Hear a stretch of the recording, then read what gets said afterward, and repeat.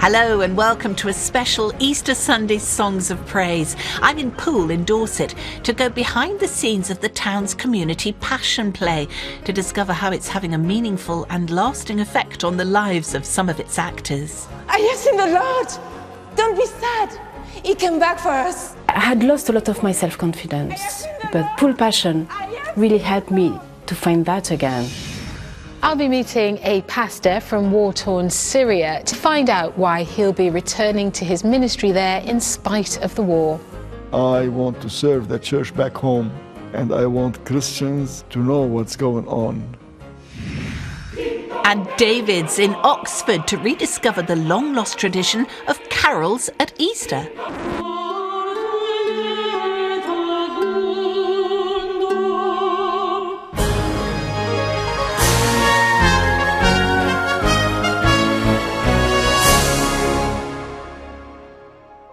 And as well as a wonderful mix of music, including a familiar carol for Easter, I'll also bring you details of how you can get involved with our Gospel Choir of the Year competition. But we start in Birmingham, recalling what happened on the morning of the first Easter day. Christ's resurrection celebrated in a great song from the writing team of Stuart Townend and Keith Getty.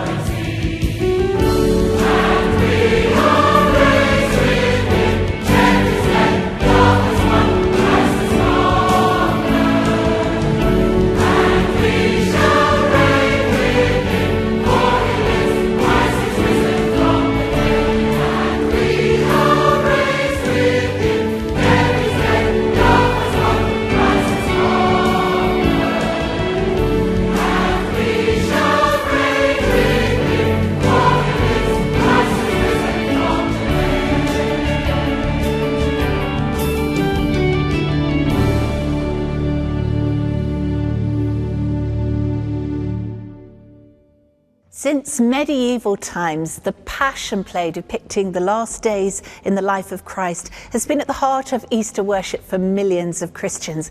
And here in Poole, people from all walks of life have come together to produce their own community Passion Play. Ready, 1, 2, 3, and action. I'm Jamie Derrick, I'm 35. I play the role of Marcus, who captures Jesus. I will tell you a story, but you're gonna have to help me. Yes? My name is Faustine. I'm 39. I'm originally from France, but now I live in Bournemouth and I'm playing the part of Mary Magdalene. Reaching out to people from all parts of the community has been at the heart of the Poole Passion since it began in 2009. It's the brainchild of director and drama professional Sharon Coyne. That's right. Can we wind back to when you say Magdalene is a great I was up in London and I saw an exhibition and I was so inspired by it because it was the Passion and it was slow moving actors in modern day costume, and I thought we could do that. That's something that we could do here in Poole. So just explain how it's grown over the years. Well, it started as supposedly a one-off of 2 nights with a cast of about maybe 30 to 40, and now it has grown to 5 nights and a full company of about 100. The cast is made up of people from a wide variety of very different backgrounds and ages, with actors ranging from 7 years old right up to 80. While teaching drama in a local rehab centre, Sharon met recovering addict Jamie. Started using drugs and alcohol around the age of 12. Started off just smoking marijuana, cannabis, and then it progressed. And I was also quite excessively drinking. It kind of gradually got worse and spiralled out of control. 2 years ago, Sharon invited Jamie to become a cast member for the Poole Passion, and he's never looked back. When I first done the play, I didn't have much confidence, so it was like quite a big boost of confidence, and it was working with a lot of people from the community, which was really important as well because I felt part of something. Somebody help me! Faustine has played the part of Mary Magdalene ever since the production began 7 years ago, and getting involved has had a major impact on her life. They have taken my Lord out of the tomb. Please! I became quite disabled, became very recluse. So Sharon decided to get me involved, to see if that could help me to get out of my shell. I had lost a lot of my self-confidence, but Poole Passion really helped me to find that again. Some people have actively said, oh, I don't act, I can't do it. And yet here they are finding a voice and working together. They're courageous, I think, to stand in front of people in a costume and speak. Since the start, Sharon has been striving to make the Poole Passion relevant and groundbreaking. Every time that we've done it, this will be our 5th production, we have changed the role of Jesus. So far we've had a woman Jesus, we've had a Nigerian Jesus, we've got an Irish Jesus this time, and we've changed it, and that makes people look at the play differently. As the production prepares for the first night, cast members like Faustine and Jamie are grateful for the way the play has helped turn their lives around. I feel a lot of parallels with the story of the Roman guard, who's kind of this brutal man, but Jesus got down and healed him, and I feel like that's what's happened to me. Later in the programme, I'll see firsthand how Sharon and the cast's first big night performance of the Poole Passion turns out. It's just very scary.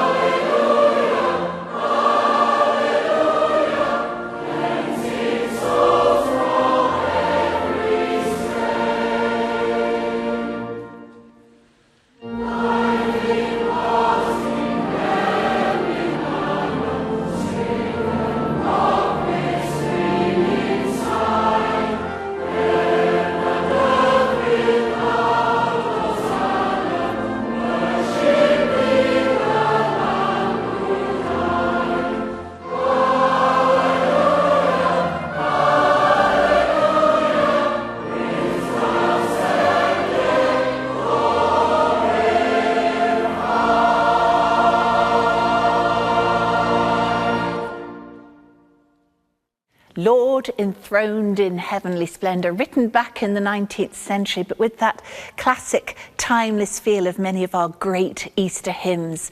And down the years, the Easter message has been set to a whole variety of styles of music, some of which have been lost in the mists of time. And so, in search of those old musical treasures, David has gone to a very old city to find out more. Oxford, the city of dreaming spires, the perfect place to delve into history and to enjoy some carol singing. No, not that kind of carol. There isn't a shepherd, wise man or baby in sight. I've come here to rediscover the lost tradition of carols for Easter. Carols are actually songs of celebration dating back to medieval times, and some were written specifically for Easter. I've come to Oxford's famous Bodleian Library to meet historian Dr. Eleanor Parker to find out more. Eleanor, when I think of carols, I think of our little town of Bethlehem away in a manger. I think of Christmas, but originally carols weren't just for Christmas, you're saying, right? Yeah, that's right. Carols can be sung all year round. And in the Middle Ages, people would sing carols on any occasion where they got together to celebrate something. But if carols aren't Christmas songs, what is a carol? Well, originally the word would refer to dancing, so that it comes from the idea of dancing in a ring, and the songs that people sang as they danced would be called carols. And what form did they take? What were they like? Well, we actually have an example, and I can show you one right now. Oh, wow, yes, please.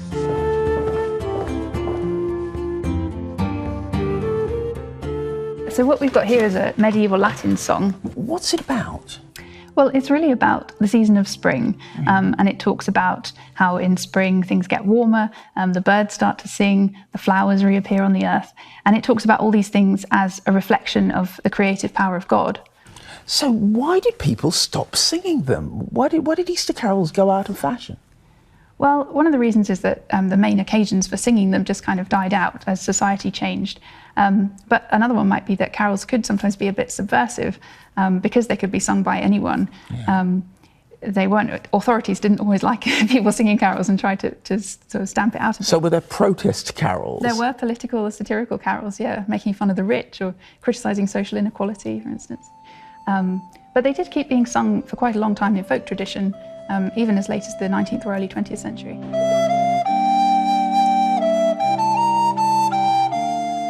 To hear what our Easter carol sounds like in its original Latin, we've invited young musicians who specialise in early music to the majestic hall of New College.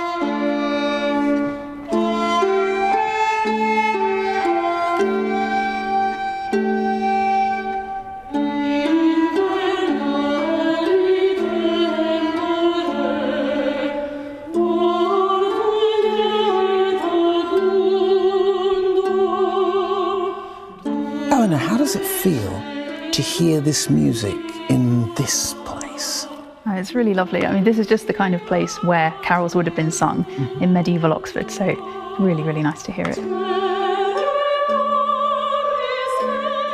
Now I've got the English lyrics, I can really see what you were saying about them speaking about spring and what it's like, and then speaking about God and weaving it all in. Is this quite typical of the way that people used to write in this period? Yeah, medieval poets really loved writing about the spring, and they liked seeing the signs of God in the natural world. And of course, the new life that comes with the resurrection of Christ at Easter is reflected in the new life that we see in the signs of the world around us.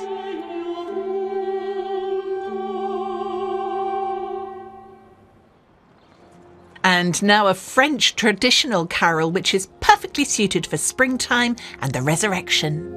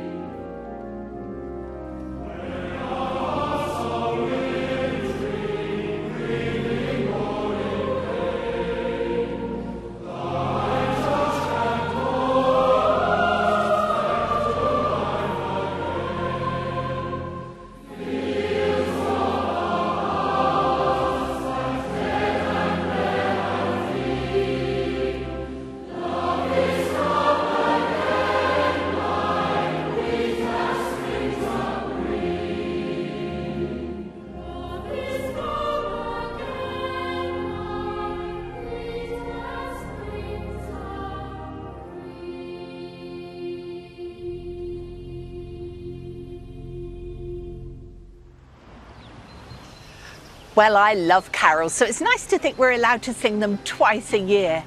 And singing is right at the heart of our Gospel Choir of the Year competition. So if your choir is thinking of entering, do it now, because this year's competition closes on the 1st of May. You can get all the details and the terms and conditions that you need on our website. That's bbc.co.uk/songs of praise. And just to whet your appetite, here's a performance from one of last year's finalists. Why do you cry? He has risen. Why are you weeping? He's not dead. He paid it all on that lonely highway,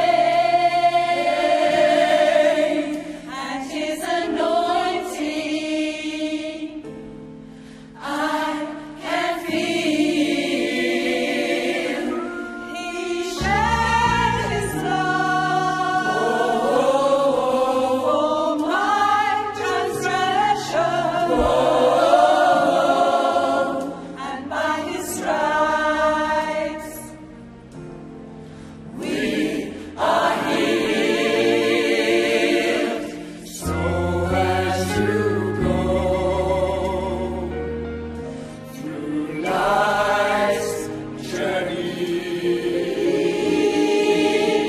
don't you worry. Lift up your head. Don't you cry. Stop your weeping. He has risen. He's not dead. Whoa, don't cry. Wipe your eyes. He's not dead. Whoa, whoa, whoa, don't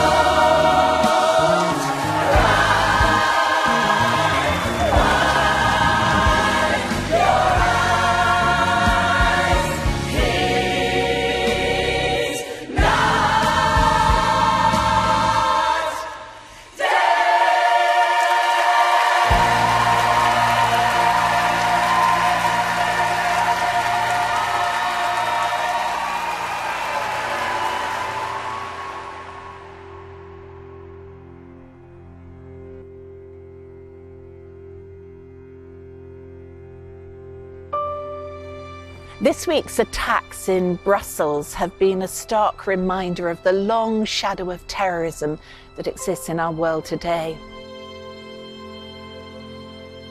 Fortunately, such attacks are not part of our daily lives, but the same is not true for many Syrians who are desperate to escape violence and flee the country. But there is one Syrian Christian who has been visiting Britain with no wish to stay here. He feels that his ministry is to be alongside those who are caught in the midst of the conflict. Josie has been to the New Life Centre in North Allerton in North Yorkshire to meet him. There's very little good news coming out of Syria at the moment, but for some people there suffering the ravages of war, hope and comfort come in the form of Pastor Edward Awabdeh. He's in the UK to meet the Christian charity that helps support him. We never thought that Syria will plunge into such depth of darkness and killing. Of course, Damascus is a city that plays a big part in the Bible. What is the climate like there for Christians at the moment? The risk they go through is a risk on everybody who lives in Damascus. Everything you rely on, you just lost. Everything was priority in your life, you found out that it lost its value completely. We go through some risky days with random shelling from around Damascus. And that's very scary because you cannot guess where this bomb will fall on.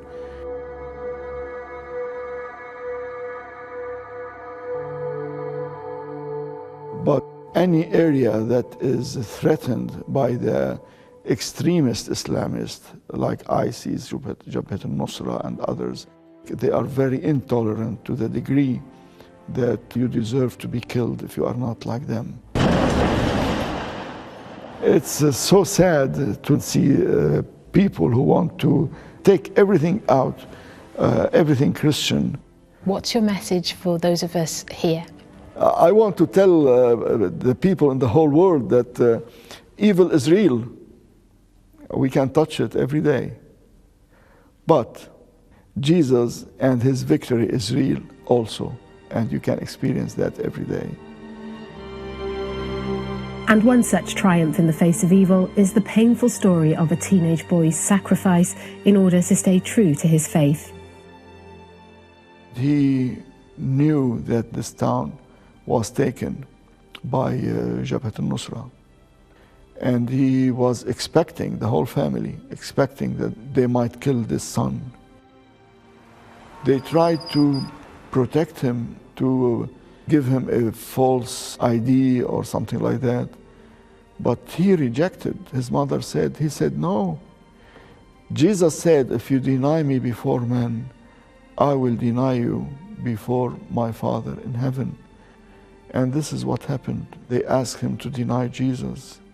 And he said, I want to be faithful to my Lord and Savior.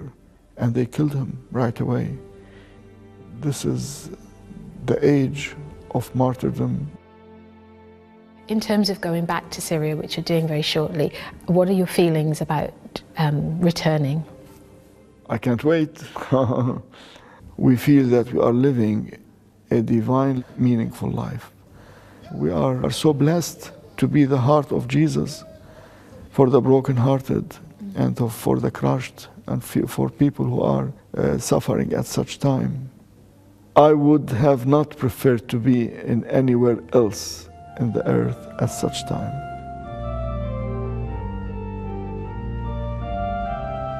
We cannot measure how you feel, or answer every sufferer's prayer. Yet we believe your grace responds, where faith and doubt unite to care. Your hands so bloody on the cross survive to hold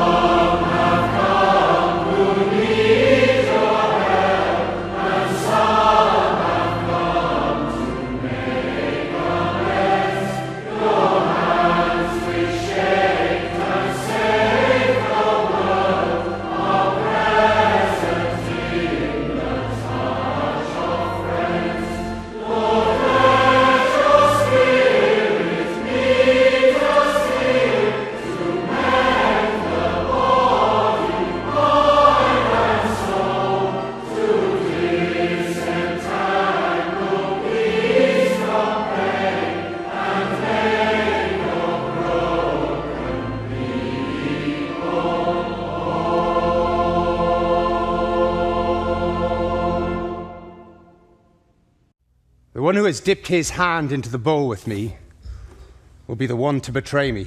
In Dorset, the early scenes of the Poole Passion are being played out. Jonas, what are you saying? After 7 months of painstaking preparations and rehearsals, tonight is the first of 5 performances. We've worked so hard to put this play together, and we are just ready now to share this piece of work.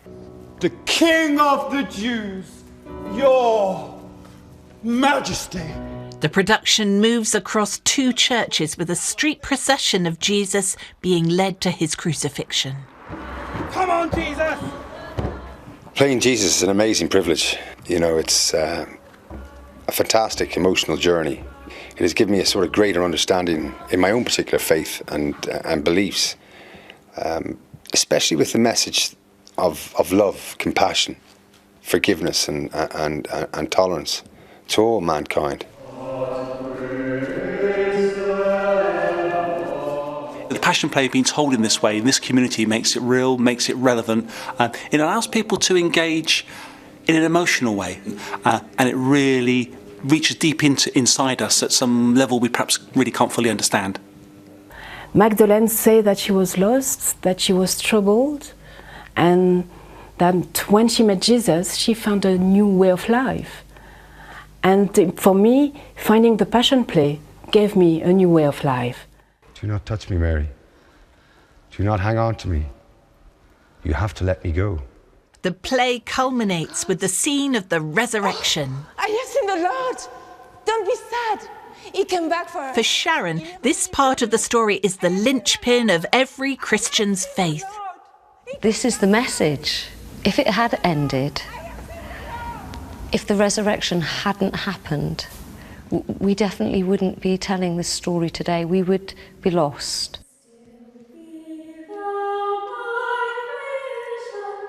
It is because there is hope that Jesus did come back from the dead that is a very powerful and key message for Christians all over the world. Jesus is for now, it's for everybody now. Yeah, he died for all of us 2,000 years ago. It's just as relevant now as it was then. I've done 2 now. I'm not well enough to do any more. This is my last, I'm sorry to say. So it was quite emotional for you? Well, I can't tell you how emotional it's been. I'm breaking up now. It is spiritual, and you feel moved.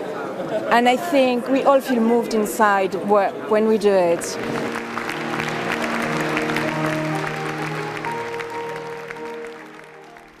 Well, we end the programme today, of course, remembering the victims of those attacks in Brussels this week, but also remembering that the message of Christ's resurrection, especially on this most important day in the Christian calendar, is hope.